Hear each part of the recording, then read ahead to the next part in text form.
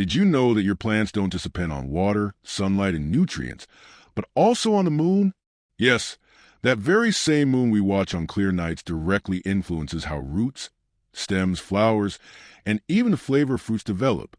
And in September 2025, we have a month full of key moments, including a total lunar eclipse that will mark a before and after in the agricultural calendar. In this video, I'll guide you phase by phase so you know exactly what to plant, what to harvest, and what to avoid throughout the month. So, if you want your garden to thrive with more strength, stay with me until the end, because you'll not only learn the lunar calendar, but also which crops work best depending on your climate. Tell me in the comments, if the moon were your guide tonight, what would you plant first? A carrot, growing firm and deep while connected with the earth? Or a lettuce, unfolding its tender fresh leaves toward the sky? I'd love to read your answer. And don't forget to subscribe and hit the bell, because every month I prepare a special lunar calendar just for you. To understand this calendar, the first step is to remember how the moon influences our plants. The moon has 4 main phases: new moon, first quarter, full moon, and last quarter. In each phase, the plant sap changes direction, like an internal tide rising and falling inside them. When the moon is waxing, the sap rises into leaves and stems. This benefits everything that grows upward: flowers, fruits, leaves. When the moon is waning, the sap descends and concentrates in the roots. That's the best moment to strengthen the plant's foundation and work with tubers. The full moon is the climax. Everything is overflowed with energy, excellent for harvesting, but not the best time to sow. The new moon, on the other hand, is a time of rest and preparation, when the garden inhales and gathers strength underground. Think of the garden as a natural breath. The moon marks when to inhale, exhale, grow, or rest. And if you align with that rhythm, you'll notice stronger plants and better harvests. Key activities by lunar phase: September 2025. New moon, September 21st. The moon disappears from the sky and everything seems quiet, but underground the opposite happens. Energy concentrates in the roots. It's the perfect time to prepare the soil. Loosen and aerate it with a good rake. Add compost or organic fertilizers to enrich it. Remove weeds, which are weaker and less likely to grow back.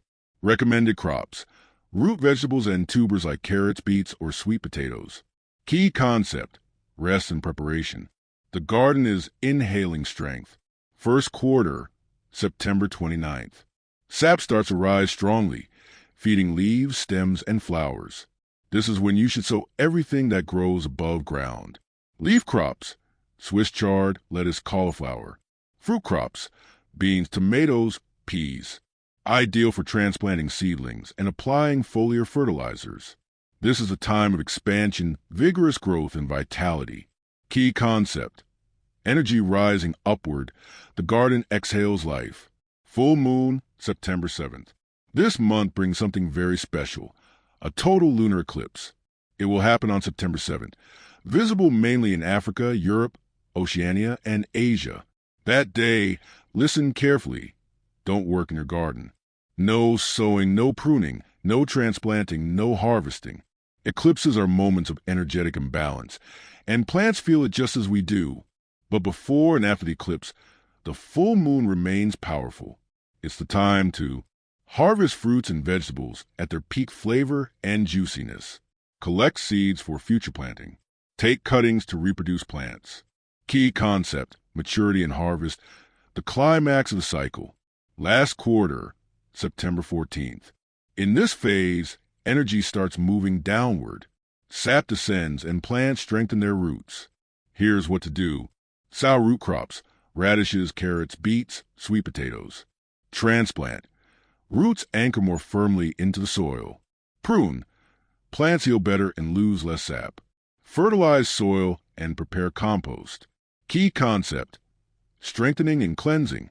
The garden consolidates and gets rid of what it no longer needs. Planting tips for September. Now that you know the lunar rhythm, let's see what to sow depending on your region. Tropical climate: Colombia, Ecuador, Caribbean, Central America. September is perfect for sweet potatoes, which need moderate watering. In arid zones: cactus, pear, nopal, is your best ally. And in humid climates, take advantage and plant lemon and other citrus fruits. Northern Hemisphere, Spain, northern Mexico, Europe.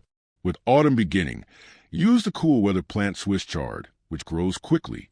It's also a great month for cauliflower, which prefers fresh temperatures. And don't forget radishes, perfect for quick harvest in loose soil.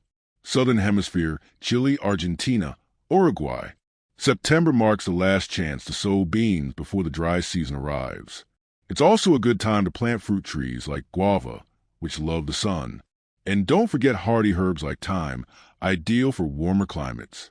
That way, wherever you live, you can take full advantage of September's lunar phases to get the best out of your garden.